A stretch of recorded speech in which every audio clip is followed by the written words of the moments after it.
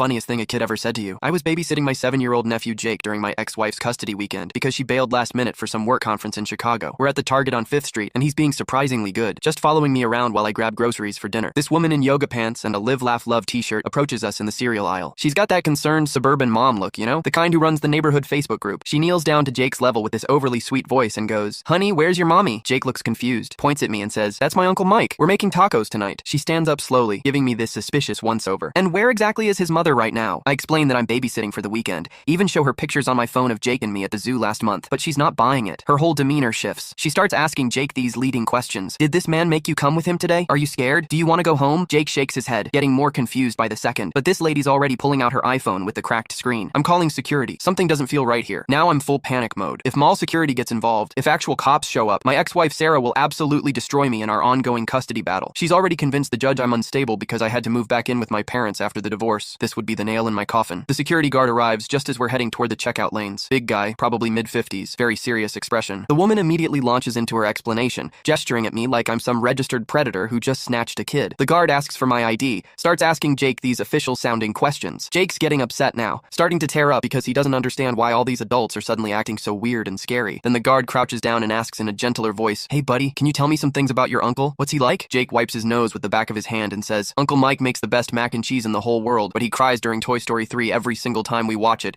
even during the parts that aren't supposed to be sad." The yoga pants woman looks confused. The security guard's mouth twitches like he's trying not to smile, but Jake's not done. He continues in that matter-of-fact way only kids can manage, and he lets me stay up until 10:30 on weekends, but tells my mom we went to bed at 9, and he teaches me curse words but says I can't use them until I'm in high school, and he always smells like that green soap that makes his armpits not stinky anymore. The security guard is definitely fighting back laughter now. Even the concerned woman is starting to look less certain about her kidnapping theory. But then Jake adds the kicker, his voice getting quieter. "And he's really sad all the time because Aunt Sarah doesn't live in our house anymore, but he tries to pretend he's not sad when I'm around because he thinks it makes me sad too." Complete dead silence in aisle 7. The security guard clears his throat awkwardly. The woman suddenly won't make eye contact with anyone. Jake grabs my hand and looks up at me with those big brown eyes. "Uncle Mike, are we in trouble? Did I say something wrong about the curse words?" The security guard hands me back my driver's license. "You're all set, sir. Really sorry for the confusion here." As we finally walk toward the parking lot, Jake tugs on my shirt sleeve. "Uncle Mike, how come that lady thought you were a stranger? Don't I look like you? Mom always says I have your nose." I didn't know how to explain that sometimes the world sees danger where there's just someone trying their best to love a kid whose parents are falling apart. 3 months later, my ex-wife's lawyer brought up that exact Target incident in family court, claiming I had exposed our son to unsafe and potentially traumatic situations due to my suspicious behavior in public. I lost my Wednesday overnight visits and 2 weekend days. Jake still asks when he's coming over next.